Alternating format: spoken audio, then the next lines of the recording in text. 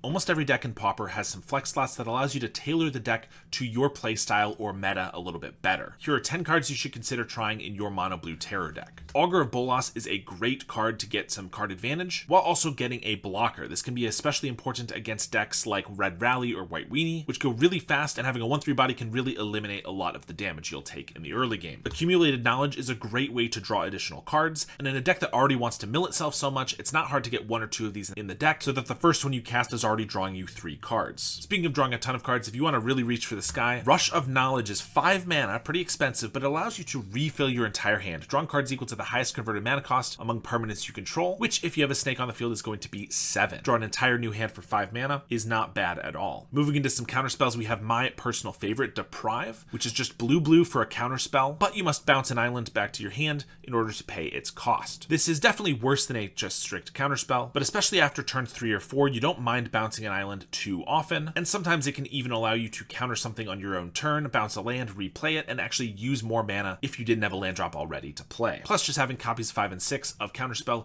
is absolutely fantastic. Disrupt is a cheap cantrip that also acts as a force spike for instants and sorceries your opponent controls. You're always going to draw back your 1 card, meaning this is never card disadvantage, but occasionally if you catch them when they don't have a mana up, this can feel like a cryptic command, drawing a card and countering a spell for just a single mana. Piracy Charm can act as a sideboard or main deck card, especially for that second mode of +2/-1, being able to kill off any X1 creature. This is especially powerful against elves and things like that, but giving Island Walk against a blue opponent or just making up an opponent discard their last card can also be extremely powerful modes. Vapor Snag is just 1 mana for an unsummon, but it also makes an opponent lose 1 life, which can be really key if your Delver of Secrets is dealing 3 every single turn, and you're able to deal them 1 or 2 more damage with Vapor Snag. You can reduce the clock a little bit there, or if you hit them 3 times with the Cryptic Serpent, similarly that 2 extra damage from 2 Vapor Snags could win you the game a turn early. If you find yourself against a lot of those go wide decks that play a lot of the same creatures and tokens, Echoing Truth can be a great way to wipe every single rally token that your opponent has put onto the board. Artful Dodge is a bit of an old one that's fallen out of favor, but being able to give a creature unblockable for a single blue mana with flashback can absolutely seal the game for you immediately. Being able to deal 10 damage if you have 2 snakes, no matter how many creatures your opponent has, or if you just mill this off your mental notes, you basically just draw the flashback side for free. And finally, Dragon Wings, another way to get some evasion for your creatures. This isn't an instant or sorcery, so not going to reduce the cost of your snakes, but when you get to have one of them on the field, that creature will gain flying, making it so much harder to block, but also giving you an advantage against flying creatures your opponent may be playing, like Core Skyfisher or any fairies. Even if that snake dies, the Dragon Wings will come back for the next serpent that you summon, and if you just end up with this in hand, you can cycle it for just a couple of mana. Which one are you most excited to try out?